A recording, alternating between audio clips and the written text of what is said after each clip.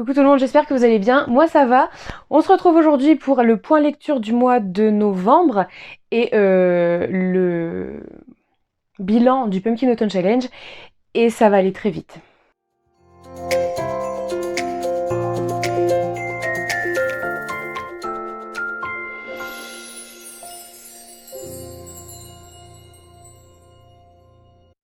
Alors, non, j'allais dire, je sais pas si vous avez vu, non pas du tout. En fait, j'essaye de mettre un petit décor de Noël, mais voilà, j'ai pas tellement eu le temps. Donc c'est pas grave, on va essayer d'arranger ça pour la semaine prochaine. Quand même, faire un truc sympa pour Noël. Oh, j'ai oublié d'enlever la guirlande. C'est pas grave. Bref, alors, point lecture du mois de novembre hors plib. Donc c'est pour ça que ça va aller très vite en fait, parce que j'ai lu beaucoup de plib. On a fait le point lecture la semaine dernière, je crois déjà. Ouais. Et du coup, hors plib, en fait, je n'en ai lu qu'un. Je voulais lire des mangas, etc. Enfin, j'en avais prévu et j'ai pas eu le temps. Du coup, je n'ai qu'un bouquin à vous présenter. Mais quel bouquin? Que la mort soit douce. De Laetitia Danaé, c'est chez Plume Blanche. Donc c'est le tome 1, celui-là.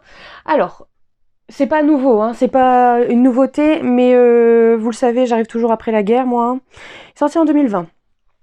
En 2020, c'est ça, ce tome 1. Alors, de quoi ça s'agit?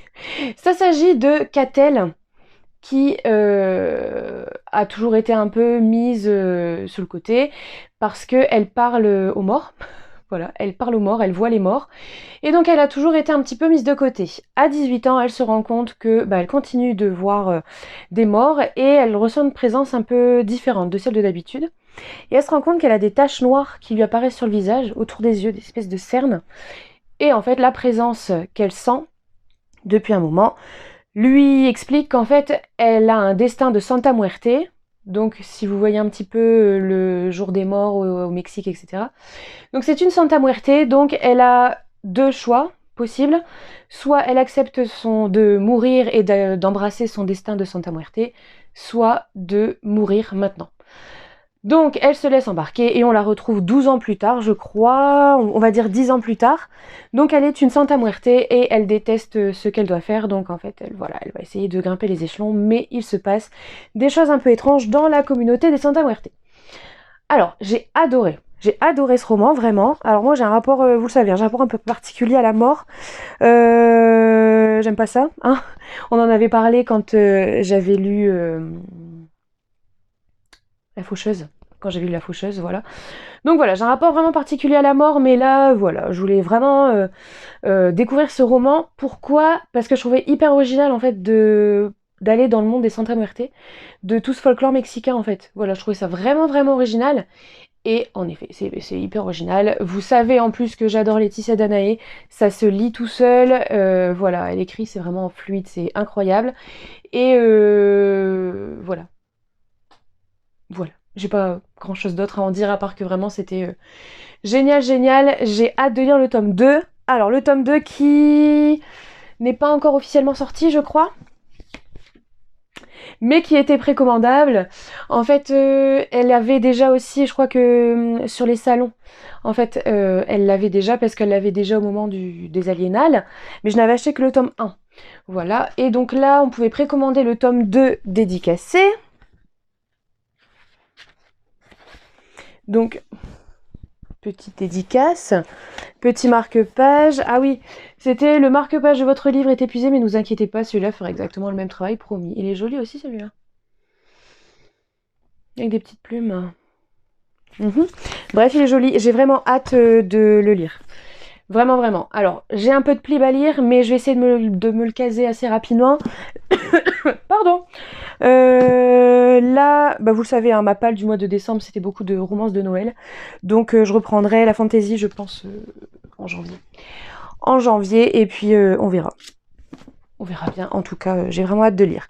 Alors, au niveau point lecture, c'est terminé. Au niveau bilan du Pumpkin Autumn Challenge, mais c'est un fail.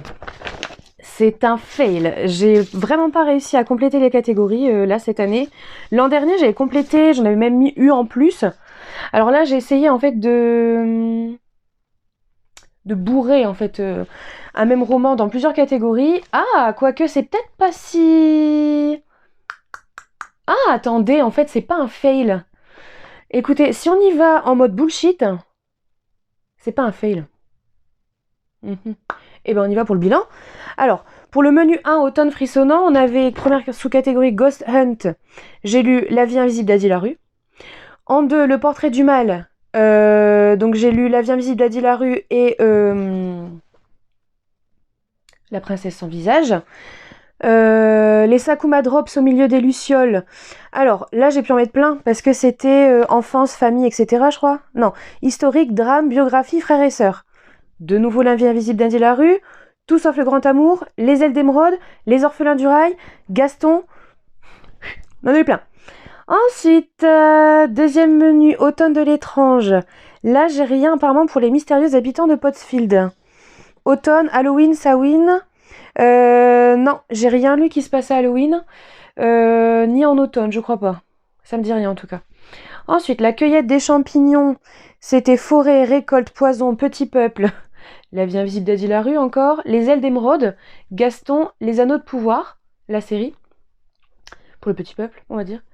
Ensuite, soit vent, rêve, cendre et néant, soit nuit, noir, âme et souhait. Alors j'ai mis La vie invisible d'Adi Larue, les ailes d'émeraude et Gaston. Pour le troisième menu, automne, douceur de vivre. Alors 2 citrouilles en valent mieux qu'une. Je crois que c'était commencer ou finir une duologie. Et bah oui, ça marche parce que j'ai lu Que la mort soit douce. Donc ça marche. La maison Slangsters. Humour, livre audio, série audio, podcast. J'ai écouté un podcast. Le podcast de Marina Rollman sur Deezer. C'est vraiment bien. C'est des anecdotes historiques avec Wikipédia, etc. Enfin bref, allez écouter, c'est vraiment vraiment sympa. Ensuite, Il n'y a jamais trop d'épices dans ma pumpkin pie. C'était Nourriture, enfance, famille, transmission, plaisir non coupable. Donc je vous avais dit que celui-là, je voulais lire Gaston parce que c'est le plaisir non coupable, voilà, des personnages Disney. Donc il y a celui-là, mais il y a aussi Tout seul le grand amour et Les orphelins du rail. Ensuite, Chante-moi une chanson, Sassenach. Celui-là, alors je voulais lire, hein, rappelez-vous. Outlander. C'était pas possible. Donc c'était Mythes et légendes, Voyage dans le temps, magie, dépaysement. Alors il y a Cora, que j'ai lu, Cora, la légende du lac au mille visages, La vie invisible d'Adi Larue. En fait, il rentre à chaque fois, lui. Et Les ailes d'émeraude. Voilà. Ensuite, on arrivait au dernier menu. Automne rayonnant. We're all born naked and the rest is drag. Donc, je vous avais dit que pour celui-là, je voyais le spectacle Drag Race que j'ai vu, mais il y a aussi Tout sauf le grand amour et La vie invisible d'Adi Larue. Vous voyez, c'est vraiment du bullshit. Hein. Ensuite, you cannot eat the money. Écologie, post-apocalyptique, anticipation, science-fiction. Le jardin des chimères.